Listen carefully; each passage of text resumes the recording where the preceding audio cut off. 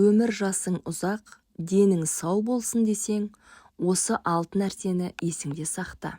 Біріншісі, таза ауада көп жүру. Екіншісі, мөлшерімен дұрыс әрі пайдалы тамақтану. Үшіншісі, қозғалысыңыз көп болсын. Төртіншісі, дұрыс ұйқы. Өз қалпымен артық та емес, кем де емес. Бесіншісі, өзіңе дұрыс демалыс сыйлау. Алтыншысы, уайым қайғыға түспеу. Адамның бақытын ұрлайтын 3 нәрсе. Барыңа шүкіршілік етпеу, бүгінгі күннің қадіріне жете алмау, өткенге өкіну. Мына 7 жағдайда сөз қозғама. Кедей адамның жанында дүние мүлкің туралы. Науқас адамның қасында денсаулығың туралы. Міскіннің алдында күш қуатың жайлы. Жолы болмай жүрген кісінің алдында өз жетістігің жайлы.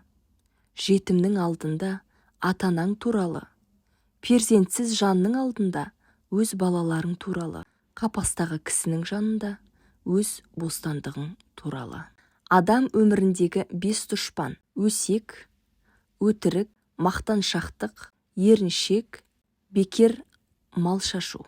Адам өміріндегі 5 асыл: талап, еңбек, терең ой, қанағат, рақым. Дүниедегі ең кедей адам ақшасынан басқа ештеңесі жоқ адам. Адамға деген сеніміңізді жоғалтып алмаңыз. Адамдар мұхит секілді болады. Мұхиттың бірнеше тамшысы лайланғанымен бүтін мұхиттың ластануы мүмкін емес. Әрекеттеріңнің нәтижесі қандай болатын алдын ала болжай алмайсың. Бірақ ештеңе істемесең, тағы да жеңілесің. Күнің босқа өтеді. Сынға ашық бол. Оның керек жерін ала біл. Бірақ өзіңе деген құрметсіздікке ешқашан жол берме. Ыза мен өкпе өзіңнен басқа ешкімге зиян келтірмейді. Зиян болғанда да ол сені жай ғана іштей өлтіре бастайды. Сондықтан арғы жағың өзің шеш. Бірдеңе сөйлерден бұрын жақсылап ойлан. Себебі адамдар сенің аузыңнан шыққан сөзіңе қарап бәрін біліп отырады. Шақырған жерден қалма, шақырмаған жерге барма. Алдап тапқаның селге кетер, адалдап тапқаның өміріңе жетер. Адамдар осы екеуінің қадірін оны жоғалтқанда ғана біледі. Ол жастық шақ пен денсаулық. Осы 2 түрлі адамнан аулақ бол.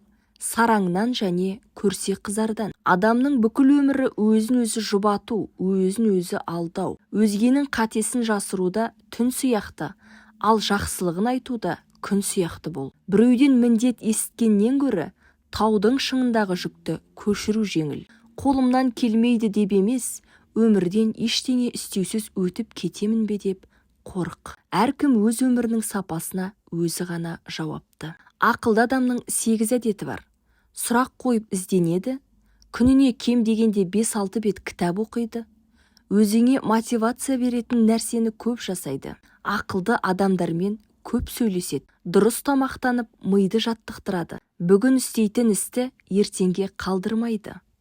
Күнделік толтырады, алған білімімен бөлісуден ешқашан жалықпайды. Абыройлы және беделді азамат болғың келсе, жауапкершілікке аса мән беріңіз. Айтқан уәдеңді тұрып, істеген ісіңе жауап бере алатындай бол. Ерлік: өзгелер шеше алмайтын мәселелерді сіз шешіп беріңіз.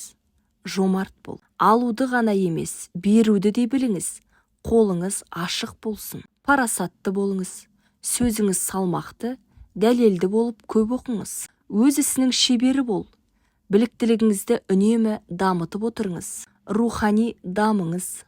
Ешкімді жамандамаңыз. Қайта жақсы жағын айта отырыңыз.